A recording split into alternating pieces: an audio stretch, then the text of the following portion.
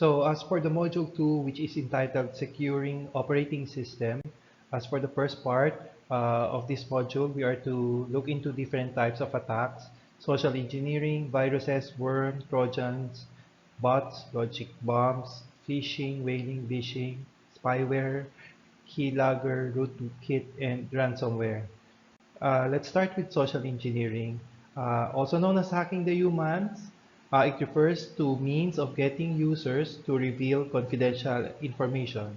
Example, an attacker contacts the help desk pretending to be a remote sales representative who needs assistance in setting up remote access. Through series of phone calls, attackers obtains the names, address of the remote access server, and login credentials, which will be used in accessing the organization's private phones and voicemail systems.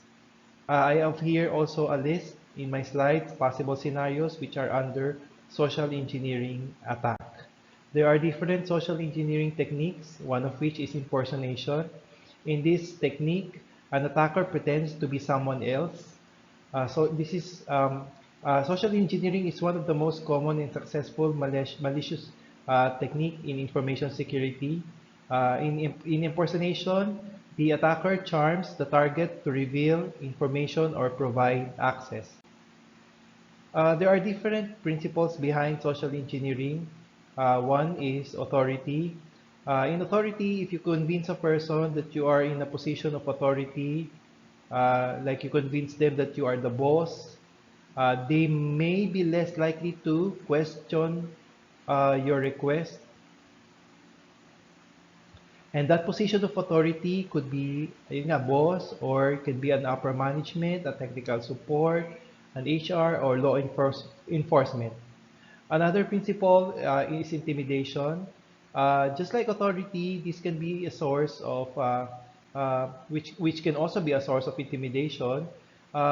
It is possible to intimidate the victim uh, without authority by having or conducting threats, like through shouting or even with guilt.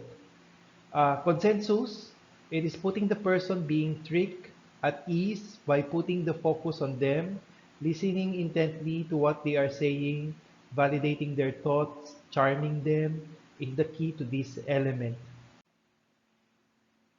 So in scarcity, you convince the person who is being tricked that there is a limited supply of something and can be often effective if carefully done.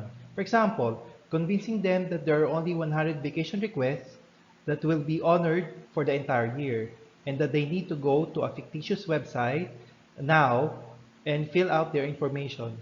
If they want to take a vacation anytime during the current year, can dupe some susceptible employees. In familiarity, an attacker can familiarize him or herself with the users of the target system prior to the attack. The attacker may interact with users during meals. When users are smoking, he may join on social events, etc. This makes the attacker familiar to the users and in effect gain the trust and be able to execute the attack. In trust, one of the easiest way to gain trust is through reciprocation. When someone does something for you, there is often a feeling that you owe that person something, and in effect, you gain the trust. Um, the attacker gained the trust in the victim. In urgency, the secret for successfully using the urgency element is for the social engineer to convince the individual who they are attempting to trick the time is of the essence. If they don't do something right away, money will be lost, a non-existent intruder will get away, the company will suffer irreparable harm, or a plethora of other negative possibilities may occur.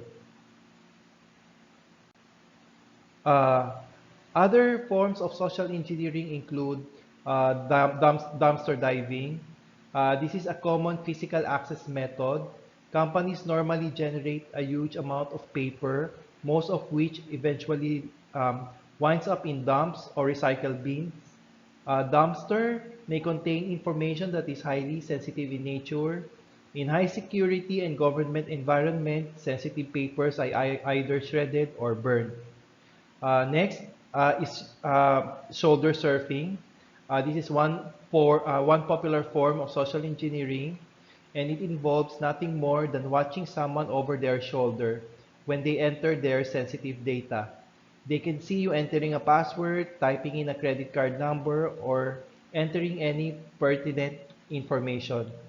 In tailgating, this is also a favorite method of gaining entry to an electronically locked system is to follow someone through the door they just unlocked. So again, we call this process as tailgating. Phishing. Uh, Under phishing, we have spear phishing. This is a unique form of phishing in which the message is made to look as if it came from someone you know and trust, as opposed to an informal third party. For example, in a phishing attack, you would get a message that appears to be from Giant Bank XYZ telling you that there is a problem with your account and that you need to log in to rectify this right away. Such a message from someone you've never heard of would run a high risk of raising suspicion and thus generate a lower than desired rate of return to the fishers. Whaling, on the other hand, is nothing more than phishing or spear phishing, but for big users.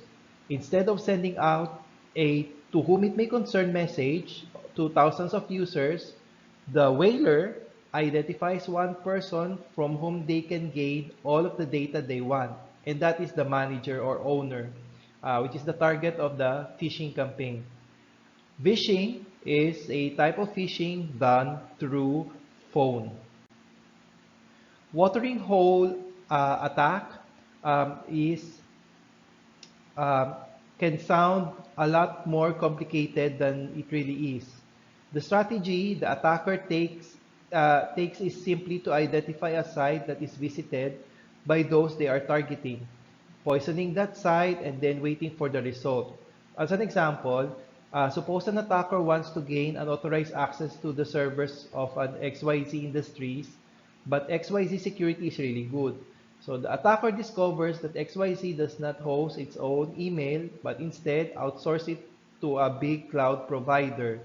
They focus their attention on the weaker security of the cloud provider, and on the cloud provider's email site, uh, they install a malware, and then wait until an XYZ employee gets infected and suddenly have the access they are targeting. Hoax is merely a to trick into believing or accepting as genuine something false and often preposterous. Okay, we usually call this as fake news.